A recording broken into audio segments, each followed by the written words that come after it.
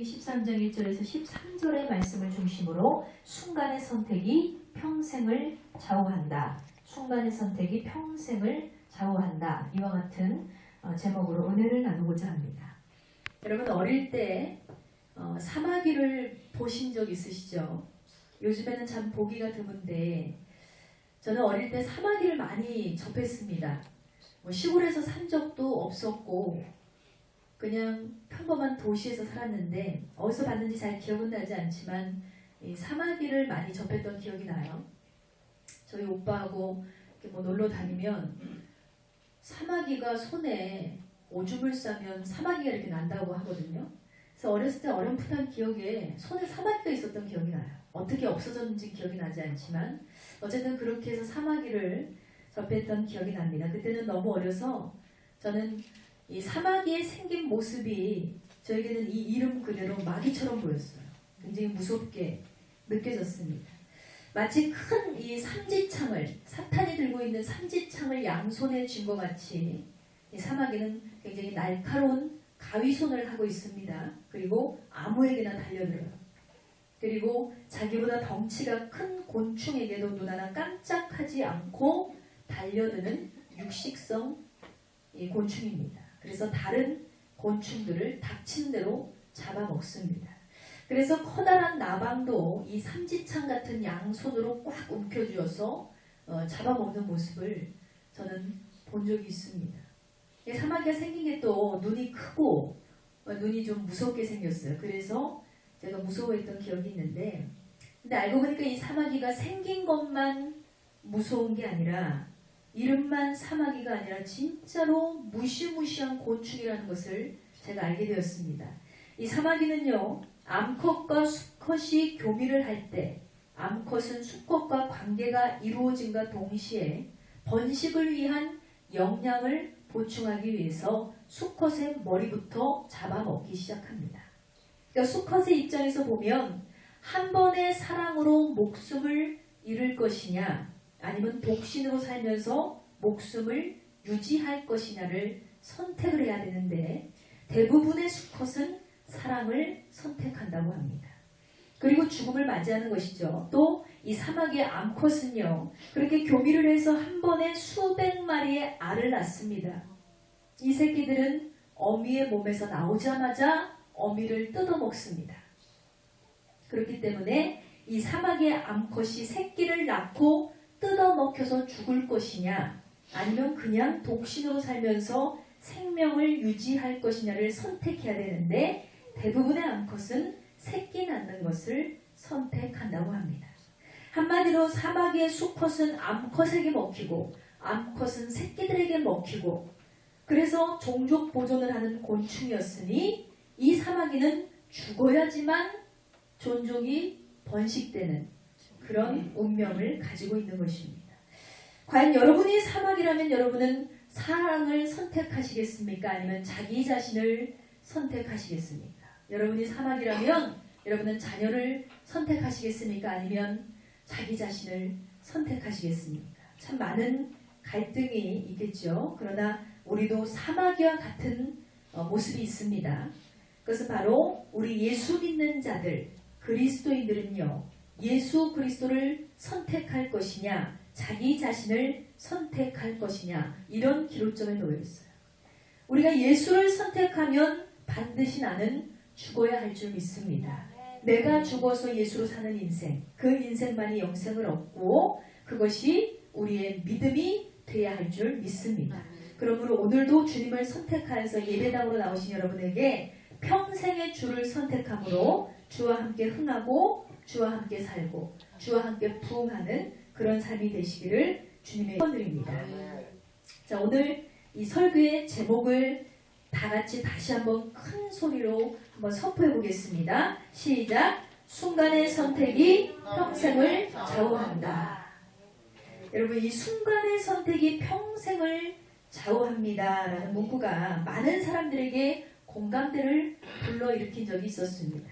아마도 인생을 살면서 한 번의 선택이 얼마나 중요한지 많은 사람들이 체험했기 때문에 이 문구에 깊은 공감을 느꼈을지도 모릅니다. 어떤 사람들은요, 순간의 선택 하나로 평생 무거운 짐을 지며 살게 되는 경우가 있어요. 그러나 반대로 지혜로운 결정, 지혜로운 선택이 우리의 삶을 아주 즐겁게 하고 아주 기쁘게 살아갈 수 있도록 만들어주기도 합니다. 배우자를 선택하는 문제부터 직업의 선택, 또 우리가 어떻게 살아야 할 것인가의 문제까지 내가 하는 선택에 따라서 내 인생의 행로가 결정됨을 우리가 알게 될 때 이 선택이라는 것, 그렇게 쉽게 결정할 문제가 결코 아니라는 거죠. 그래서 우리는 우리 앞에 다가오는 수많은 선택 앞에서 즉흥적이거나 우발적이거나 이렇게 쉽게 판단을 앞세우지 말고 정말 신중하고 고민하며 갈등하며 그렇게 사려 깊은 판단을 해야 할 줄 믿습니다.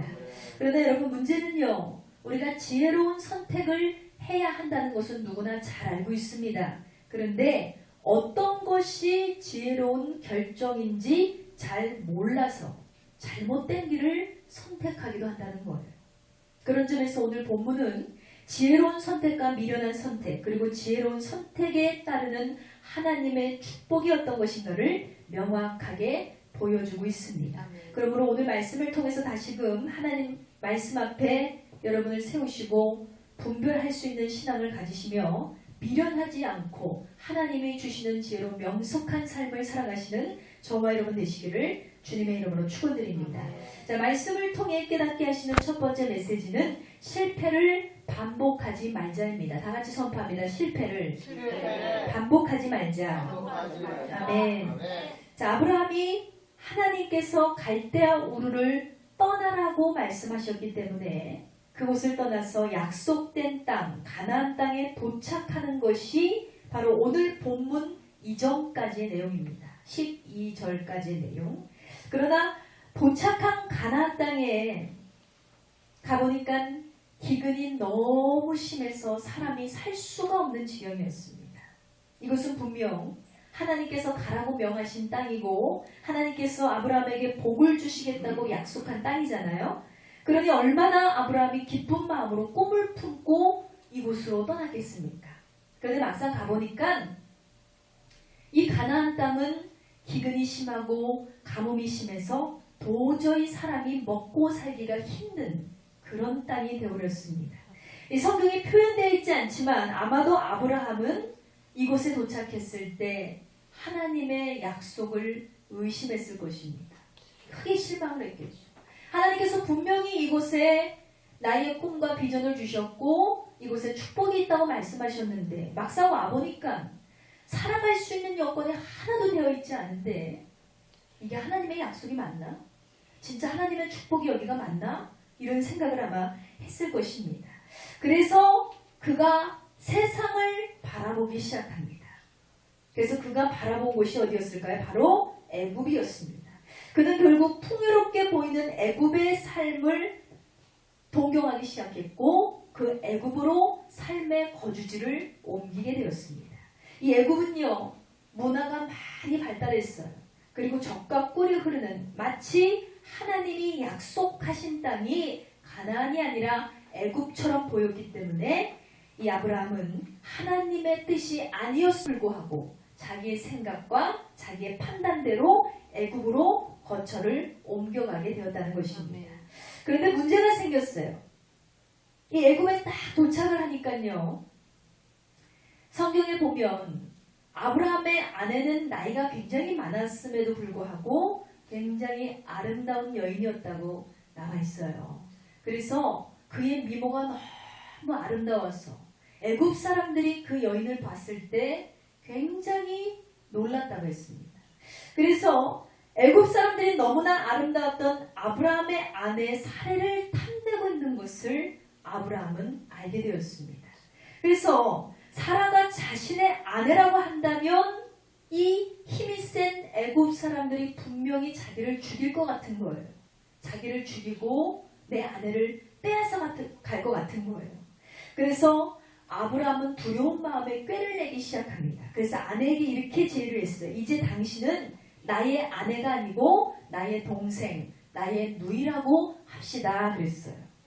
그러자 애굽 왕 바로가 사라를 마음에 들어서요, 이 아브라함이 오빠인 줄 알고 친오빠인 줄 알고 아브라함에게 상금으로 은과 금을 많이 주고 사라를 데려가 버립니다. 그래서 이 가정에 아주 심각한 위기가 찾아오게 된 것입니다. 아브라함은요, 정말 여러 가지 생각을 했을 거예요. 아내가 있어야 할 자리에 없던 돈은 많이 생겼어요. 이제는 부귀영화를 누릴 수 있는 그런 금은보화가 많이 생겼습니다. 근데 그러면 뭐예요? 내 아내가 없어요. 내 사랑하는 아내가 다른 사람의 아내로 평생을 사랑하게 생긴 거예요. 그러니 아마도 이 아브라함은 무척 후회했을 것입니다. 그런데 결국은 돈과 아내를 바꿔버린 꼴이 돼버렸는데 이것도 뭐예요? 다른 사람이 시킨 것도 아니고 아브라함 스스로가 생각해서 스스로가 결정한 문제였기 때문에 누구도 원망할 수가 없더라는 거예요.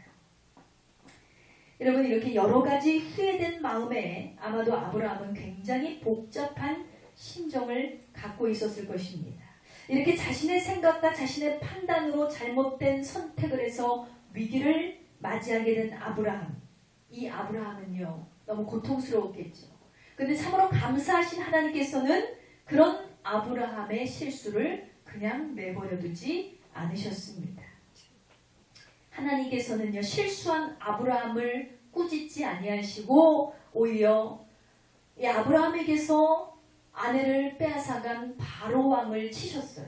그래서 바로는 그의 집에 재앙을 맞이했습니다.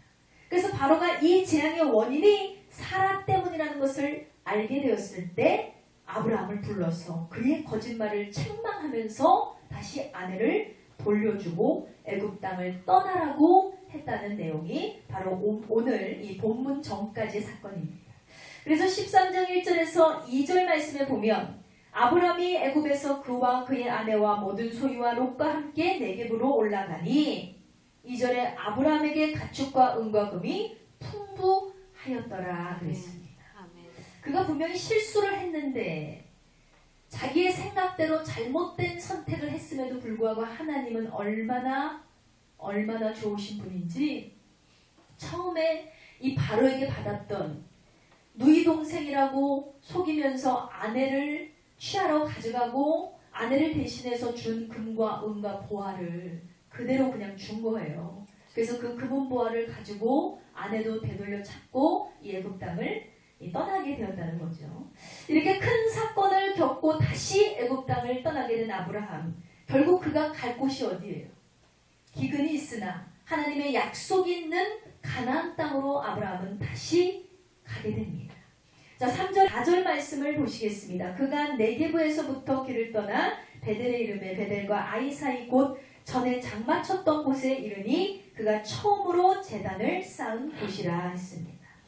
여러분, 결국 아브라함은요, 처음으로 하나님께 제단을 쌓았던 장소에서 다시 제단을 쌓으면서 가나안 생활을 시작하게 되었습니다. 그런데 여기서 또 문제가 발생했어요. 함께 동거동락했던 조카가 있는데 조카 롯의 가정에서 이 아브라함의 가정과 분열이 일어났어요. 어떤 내용이냐 보니까 가축 목자, 이 롯의 가정에 있던 가축을 이렇게 치리하는 목자하고 이 아브라함의 가축의 목자 사이에서 다툼이 일어났습니다. 이 다툼의 원인으로는 6절에 보니까 소유가 많아져서 그렇다라고 표현하고 있습니다. 이 분열과 다툼 속에서 아브라함은 또다시 선택이라는 것을 해야 할 기로에 놓였습니다. 결국 아브라함의 선택은요, 여기서 롯과 헤어지기로 합니다. 롯이 가고자 하던 땅을 그에게 양보하고 결국 아브라함은 조카 롯과 헤어져서 황무지가 있는 기근의 땅 가나안 땅에 머물게 되었다는 것입니다. 여기까지가 오늘 본문의 내용입니다. 여러분, 이런 우여곡절을 겪었던 아브라함이에요. 그는 실패했고 실수했고 하나님의 뜻을 그르치고 사람의 뜻대로 행하던 자였습니다. 이렇게 실패의 쓴맛을 보았던 아브라함이었지만 하나님께서 그를 하나님의 사람으로 처음 부를 때 뭐라고 부르셨습니까? 창세기 12장 2절에서 3절 말씀에 보면 내가 너로 큰 민족으로 이루고 내게 복을 주어 내 이름을 창대하게 하리니 너는 복이 될지라 그랬습니다. 너를 축복하는 자에게 내가 복을 내리고 너를 저주하는 자에게는 내가 저주하리니 땅의 모든 족속이 너로 말미암아 복을 얻을 것이라 하신지라 했습니다. 할렐루야. 한마디로 하나님께서 그를 불러 세우실 때 약속하시기를 이 땅에 있는 모든 족속이 너 하나로 말미암아 복을 얻을 것이다. 한마디로 너는 복의 근원이 될 것이다. 내가 너를 창조하였고 내가 너를 불러 세웠다고 분명히 하나님께서 말씀하셨다는 것입니다. 여러분, 결론적으로 결국은 이 아브라함이 복의 근원이 됐어야 안 됐어요? 복의 근원이 됐잖아요. 믿음의 조상 하면 우리는 입을 모아서 아브라함을 외칩니다. 그가 진짜로 복의 근원이 되었다는 것입니다. 이렇게 아브라함이 참된 복을 받기까지는요, 믿음의 조상이 되기까지는요, 하나님의 훈련이 분명히 있었음을 여러분 기억하시기 바랍니다. 우리가 앞서 이 내용에서 봐서 알듯이 아브라함은 처음부터 믿음이 좋은 사람은 아니었어요. 실패의 사람, 실수의 사람, 넘어지는 사람. 아브라함은 이렇게 실패하는 인생에서 하나님의 축복받고 믿음의 거장이 되기까지 그가 어떠한 훈련을 받았고 어떠한 선택의 기로에서 어떠한 결정을 내렸는지 오늘 말씀을 통해서 여러분 잘 기억해 보시기 바랍니다. 첫 번째로 아브라함이 하나님의 복을 받을 수 있었던 이유는 그는 실패를 반복하지 않는 선택을 했기 때문입니다. 여러분, 실패를 원하는 사람이 있습니까? 아마도 실패를 꿈꾸는 사람은 단 한 사람도 없을 줄 압니다. 그러나 원하지는 않지만 나는 실패를 원하지 않고 실수를 원하지 않지만 우리는 본의 아니게 실수를 하고 본의 아니게 실패를 겪는 경우가 굉장히 많습니다. 그래서 사람들은 우리의 삶 자체가 실패의 연속이라고 얘기하기도 합니다. 그래서 우리는 실패한 후에 땅을 치고 후회하고 다시는 실패하지 말아야지 하고 다짐도 하지요. 그러나 또다시 선택의 순간이 오면 우리의 지혜가 부족해서 또다시 잘못된 선택을 하고 또다시 잘못된 선택을 해서 자꾸만 우리는 실패를 경험하게 되는 것입니다. 그래서 오늘 본문 창세기 13장 1절의 말씀을 다시 한번 보면요. 아브라함이 애굽과 그의 아내와 모든 소유와 롯과 함께 네겝으로 올라가니 그랬어요. 그런데 여기서 문제는요. 아브라함이 애굽에서 나올 때 그의 모습이 어떠했는가? 이것이 원인입니다. 그의 모습은요. 실패자의 모습으로 나왔다고 그랬어요. 하나님께서 머물라고 하신 그 자리에 머물지 않고 아브라함이 제멋대로 머물게 된 곳이 어디예요? 애굽이잖아요. 자기의 생각대로 자기의 마음대로 가버렸어요. 하나님이 약속하신 곳에 가보니까 황무지네, 아무것도 없네, 사막이네, 먹을 것도 없고 누릴 것도 없고 아무 축복도 없네. 눈에 보이질 않아요. 하나님이 분명히 이곳이 젖과 꿀이 흐르는 땅이라고 하셨고 분명히 이곳에 축복이 있다 하셨는데 내 눈에는 보이질 않는 거예요. 그러니까 아브라함은 자기의 생각대로 자기의 판단대로 보기 좋아 보이는 화려해 보이는 애굽으로 지 맘대로 떠났다가 그런 실패된 실수하는 그런 경험을 하고야 돌아오게 되지 않습니까? 여러분, 세상적인 관점에서 보면 애굽은 참으로 편안한 나라, 살기 좋은 나라였습니다. 인간적인 계산으로는 그 땅으로 가면 잘 살 수 있을 거라고 아브라함은 생각했을 것입니다. 그러나 결과는 어떻습니까? 오히려 되지 않는 거짓말을 하고 수치를 당하고 자신의 나약한 믿음만 확인한 채 애굽 땅을 빠져나오고 말았다는 것입니다. 참 다행인 게 아브라함이 거짓말을 한 대상이 왕이었어요. 애굽의 왕, 바로 왕, 무서운 왕. 그런데 왕에게 거짓말을 했음에도 불구하고 다행히 목숨을 건지고 돌아왔습니다. 이것도 하나님의 은혜인 줄 믿습니다. 그렇게 실패를 맛보고 그가 할 수 있는 일이 무엇이었을까요? 아마도 성경에 기록되어 있지 않지만 이 가정은 이 사건으로 하여금 아마 깊은 상처를 받아서 부부간에 큰 다툼을 했지 않았을까 생각을 합니다. 여러분, 사라가 아무리 착해도 이 아브라함이 자기가 살겠다고 아내라고 말하지 못하고 아내를 누이라고 속여서 다른 남자에게 보내버렸으니까 이 남편에 대한 원망이 얼마나 컸겠어요. 아마 오늘날만 같았어도 사라는 이혼하자고 달려들었을 거예요. 근데 이렇게 잘못된 선택 때문에 엉망이 되어버린 아브라함은요, 너무나 충격을 받아서 더 이상 아무것도 할 수가 없었습니다. 결국 그가 실패 후에 내린 결정은 하나님께서 처음으로 머물라고 명령하신 곳, 바로 이 아이와 베델 사이에 있는 가나안 땅, 처음 도착해서 그 장소에 가서 하나님께 제사하는 일을 아브라함은 하게 되었다는 것입니다. 여러분, 이 제사는요, 오늘날로 말하면 예배죠. 아브라함이 이곳에 가서 예배를 드렸어요. 제사를 했습니다. 이 아브라함에게 굉장한 의미를 갖고 있습니다. 이 제사는요, 많은 주석가들은 아브라함의 제사는 애굽에서 지었던 죄를 진정으로 회개하고 고백하는 제사였을 것이다 라고 얘기하고 있습니다.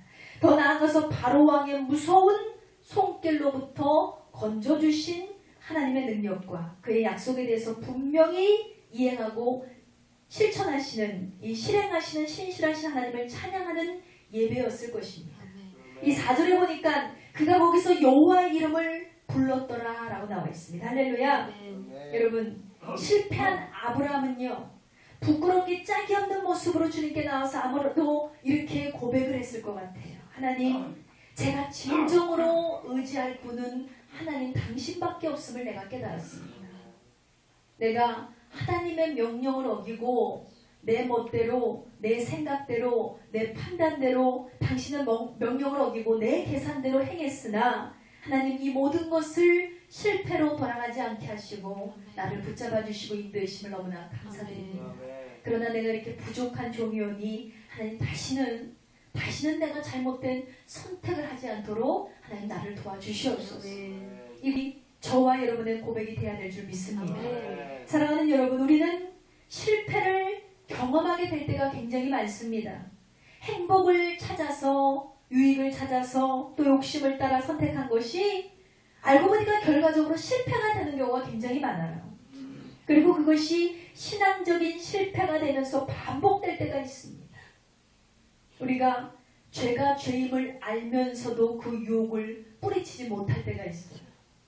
하나님의 뜻이 아니고 이것이 내 욕심임을 알면서도 그것을 행할 때가 있습니다. 그리고 하나님이 기뻐하시지 않는 일임을 알면서도 그것을 선택하고 하나님을 등질 때가 분명히 있다는 거예요. 그러고서 우리는 또 후회하죠. 내가 또 넘어졌네. 내가 또 유혹을 받았네. 내가 또 실패했네. 그때마다 우리는 더 좌절합니다.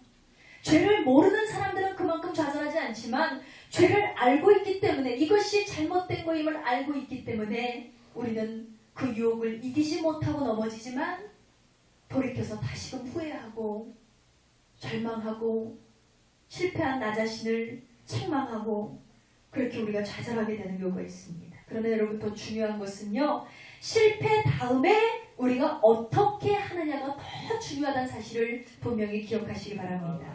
아브라함도 분명히 실패했잖아요. 아브라함은요, 실패 다음에 속히 실패의 원인을 찾았습니다. 또다시 실패할 방법으로 돌아가지 않기 위해서 하나님께 돌아갔으며 하나님께서 머물라고 하신 장소로 급하게 머물러 가게 되었다는 것입니다. 그 장소는 어디입니까? 비록 기근이 있지만, 비록 먹을 것이 없지만, 그곳은 고난이 있고 역경이 있지만 그것을 알매도 불구하고 그것은 하나님께서 약속하신 땅이기 때문에, 하나님께서 복을 주시기로 약속하신, 계획하신 장소였기 때문에 아브라함은 이곳으로 출발하게 되었다는 것입니다. 단순히 육적인 축복만이 아니라 이 가나안 땅은 영적인 축복을 의미하고 있습니다. 또 나아가서 온 인류를 구원에 이르게 하기 위한 하나님의 원대한 계획과 뜻이 있는 장소였음을 여러분 믿으시기 바랍니다. 사실 이 모든 것이 인간 아브라함의 눈에는 잘 보이지 않았어요. 여러분도 그러시죠? 하나님이 분명히 내가 너의 배우자를 예비해놨다, 너에게 축복을 예비해놨다, 너의 직장을 내가 다 예비해놨다, 내가 너의 물질과 너의 삶과 너의 형통함을 다 내가 인도할 것이다. 하나님 아무리 말씀하셔도 여러분 눈에 보이지 않잖아요. 하나님 어디 있어요? 언제입니까? 하나님 그것이 무엇입니까? 어디입니까? 누구입니까? 우리는 끊임없이 하나님께 질문하고 보이지 않기 때문에 또다시 실패의 자리로 나가고 또다시 내 방법을 사용하고 또다시 세상적인 잣대로 기준으로 내 생각대로 내 멋대로 하다가 또 실패하고 반복이에요. 아브라함도 마찬가지입니다. 내 눈에 보이지 않는 거예요. 분명히 하나님은 약속하셨지만 인간의 눈에 보이지 않아요. 그 축복이, 그 은혜가, 그 감격이 보이지 않기 때문에 또다시 세상으로 나가고 또다시 내 멋대로 행하고. 아브라함도 그랬습니다. 그런데 결론적으로 아브라함은 어떤 사람이에요? 실패를 반복하지 않았어요. 실패했지만, 실수했지만, 그렇지만 여전히 하나님의 축복은 그곳에 보이지 않았지만 하나님의 약속과 계획을 신뢰하기 시작했습니다.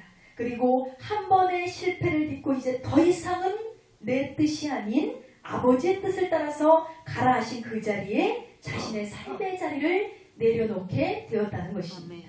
그러므로 여러분 반드시 기억하세요. 누구나 실패할 수 있습니다. 비록 그것이 내 선택이었고 내 실수였다 할지라도, 내 어리석음 때문에, 내 고집 때문에 벌어진 일이라 할지라도 누구나 실패할 수 있습니다. 그러나 하나님 분명히 약속하셨다 했는데, 하나님 분명히 예비하셨다 했지만 이제 아브라함처럼 눈에 보이지 않아서 방황할 수도 있습니다. 좌절하고 절망할 수도 있어요. 그렇지만 그랬다 할지라도 다시 실패를 거듭하지 마시기 바랍니다. 같은 죄를 반복하지 마세요. 더 이상 내 선택으로 하여금 거듭된 이 실패가 일어나지 않도록 지금까지 실패에 여러분 만족하시기 바랍니다. 그리고 반드시 아브라함과 같이 실패의 원인을 찾고 다시는 실패의 방법을 돌아보지 않으며 반드시 여호와 하나님만을 신뢰하며 나아가는 저와 여러분 되시기를 주님의 이름으로 축원드립니다. 자, 말씀을 통해 깨닫게 하시는 두 번째 메시지는 실패 앞에 절대로 변명하지 말자입니다. 다 같이 선포합니다. 실패 앞에 절대로 변명하지 말자. 아멘. 핑계 없는 무덤이 없다는 말도 있어요. 많은 사람들은 자기가 실수하고 자기가 잘못해놓고 다 변명을 해요. 핑계를 댑니다. 우리도 마찬가지죠. 이 심리학 박사이자 뉴욕타임즈에 선정된 베스트셀러 작가가 있습니다. 로라 슐랭징어라는 사람이 있는데, 이 사람이 인생을 잘못 사는 사람들이 실패 후에 전형적인 변명을 한다고 얘기하고 있어요. 그래서 이 연구를 했는데요. 이 실패를 거울 삼아서 성공하는 인생이 있는가 하면 실패를 계속해서 반복되는 인생이 있더라는 거예요. 그래서 이 사람이 연구를 했어요. 도대체 어떤 사람들이 실패를 계속해서 반복하느냐?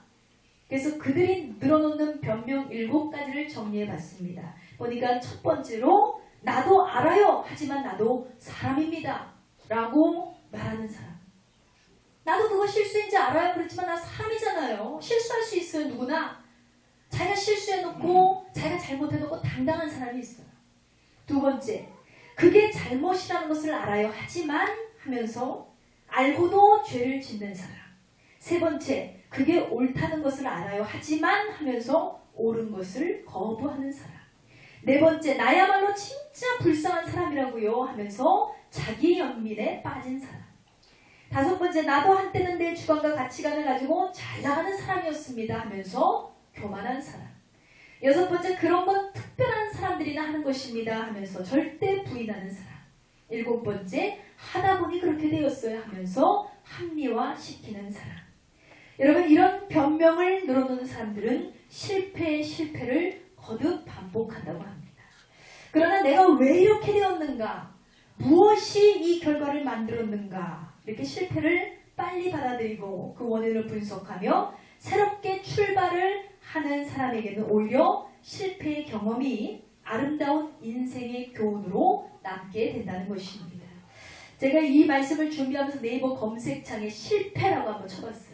그랬더니 연관 검색어가 딱 3개가 나오는데, 실패는 성공의 어머니다 이 말씀이 나오고요. 실패는 성공으로 가는 가장 빠른 지름길이다 이 말이 나오고요. 실패는 성공으로 들어가는 뒷문이다 라고 검색되어집니다. 제 생각하기에는 얼마나 많은 사람들이 실패 때문에 고민을 했으면 이 인터넷에 실패를 쳐본 거예요. 그러니까 이 줄줄줄 나오는 이 명언들이 있잖아요. 이렇게 검색이 많이 되어질 정도로 많은 사람들이 실패에 대해서 좌절감을 맛볼 때 이것을 어떻게 극복해야 되는지를 몰라서 아마 많은 고민을 하고 검색을 해본 것 같습니다. 여러분, 진정 실패가 성공의 어머니가 되려면 아브라함과 같은 회개가 우리의 마음속에 있어야 될 줄 믿습니다. 실패로 가는, 이 실패가 성공으로 가는 지름길이 되게 하기 위해서는 아브라함과 같이 우리가 하나님을 신뢰하는 마음이 있어야 될 줄 믿습니다. 또한 실패가 우리의 인생의 성공으로 가는 뒷문이 되기 위해서는 하나님의 말씀이 살아 숨쉬는 예배당의 문을 수시로 열어야 될 줄 믿습니다. 여러분, 수시로 예배하셔야 돼요. 하나님께 제사한 아브라함과 같이. 자, 말씀의 결론을 맺습니다. 사랑하는 성도 여러분, 여러분은 얼마나 실패를 많이 경험하고 계십니까? 어떤 사람들은 아주 그냥 반복적으로 매일매일 실패를 경험하는 사람들이 있고, 어떤 사람들은 가끔 실패를 경험하는 사람들도 있을 것입니다. 그러나 우리가 분명히 기억해야 할 것은 하나님께서는 실패를 통해서 당신의 자녀들을 연단시키시고 훈련시키고 계시다는 사실입니다. 오늘 본문의 주인공 이 아브라함의 인생을 보세요. 그가 날 때부터 믿는 자였을까요? 그의 아비는요, 우상을 만드는 자라고 성경에 기록되어 있습니다. 모태신앙도 아니었어요. 아브라함은 아주 평범한 사람이었습니다. 그가 어릴 때부터 예수를 믿던 자였냐? 그렇지 않았어요. 다 늙어서 예수를 믿었어요. 그리고 그는 아브라함의 집안 환경은 좋지 않았다고 했잖아요. 아비는 우상을 만드는 자였고 불신자였고. 근데 그런 아브라함을 불러내서 실패라는 훈련을 계획하시고 그 훈련을 통해서 한 걸음 한 걸음 믿음의 거장으로 만들어 가신 분이 누구십니까? 바로 여호와 하나님을 여러분 기억하시기 바랍니다. 그래서 우리도 신앙생활을 할 때 실패자의 모습으로 살 때가 많습니다. 내가 하나님 이거 기뻐하시지 않으신데, 이것이 하나님의 방법이 아닌데 내가 오늘도 또 넘어졌네, 또 실수했네, 또 유혹을 받았네. 실패할 때가 많잖아요. 오늘 어쩌면 이 자리에 계신 분들 중에 정말 실패된 인생 때문에 말할 수 없는 염려와 슬픔에 잠기신 분들도 계실 줄 압니다. 순간의 선택을 후회하고 순간의 선택 때문에 피눈물을 흘리며 사는 사람들도 있습니다. 벌써 제 나이가 36인데 제 주변 친구들도 지금 이혼을 한 친구들이 굉장히 많이 늘어나고 있어요. 이렇게 결혼에 실패한 친구들의 마음이 어떨까요? 모든 친구들과 연락을 두절해버려요. 너무너무 자신의 인생이 수치스럽고 창피하고 슬프고 괴롭기 때문에. 그 친구들 똑같이 하는 말이 그거예요. 잘못된 선택을 했다. 그때 그런 선택을 하지 말았어야 되는데, 만나지 않아야 될 사람만 막 이런 얘기를 하는데 후회받아 소용이 없죠. 이렇게 결혼에 실패한 사람, 또 직장 생활에 실패한 사람, 또 하나님에 대한 믿음에 실패한 사람, 여러 가지 실패로 우리는 경험하며 살아가고 있습니다. 이런 여러 모양의 실패의 경험이 우리에겐 다 있어요. 그러나 우리는 더 이상 실패에 대해서 낙심하고 절망하고 좌절하고 주저앉은 인생이 돼서는 안 되고, 오늘날의 이 아브라함과 같이 실패하였지만, 비록 실수하였지만, 넘어졌지만 그럼에도 불구하고 다시 하나님을 붙잡고 일어나 승리하는 인생을 살아야 될 줄 믿습니다. 더 이상 우리는 실패를 위한 선택을 해서는 안 된다. 나의 실패의 원인이 어디 있었는가? 도대체 왜 이런 일이 일어났는가? 여러분 빨리 분석하셔야 돼요. 무엇 때문에 이렇게 됐지? 빨리 연구하셔야 돼요. 맨날 남 탓하고 엄마 때문에 아빠 때문에 누구 때문에 형제 때문에 누구 뭐 직장 동료 때문에 누구 때문에 핑계대지 말고 우리는 빨리 나에게 원인이 무엇이 있었는가를 판단하고 결정해야 한다는 것입니다. 그리고 하나님이 말씀하신 그 자리로 돌아가서 머물기로 결단하는 그 결단이 실패를 더 이상 실패되지 않게 하고 실패를 축복으로 바꿀 수 있는 길임을 기억하시기 바랍니다. 그러므로 더 이상 변명하지 않는 인생, 핑계하지 않는 신앙, 유일한 구세주 예수 그리스도를 인정하고 나의 나약함과 연약함을 주님께 고백함으로 오직 주만 믿고 나아가는 저와 여러분 되시기를 주님의 이름으로 축원드립니다. 이 시간 다 같이 기도하기로 합니다. 하나님께 간절히 기도할 때, 하나님, 나는 실패자로 살아가는 인생이 너무나 많습니다. 지금도 내가 내 이웃들과 비교하고 내 지인들과 비교하고 내 가족들과 비교하면 내가 실패되고 낙심되고 절망되어 있는 그런 부분들이 있습니다. 그러나 더 이상 실패에 머물러 있지 않게 하시고 다시 실패를 반복하지 않게 하시고 이제는 성공의 사람으로 믿음의 사람으로 아브라함과 같이 성공된 인생을 살아가게 해달라고 큰 믿음 달라고 이 시간 주여 삼창하고 기도하시겠습니다.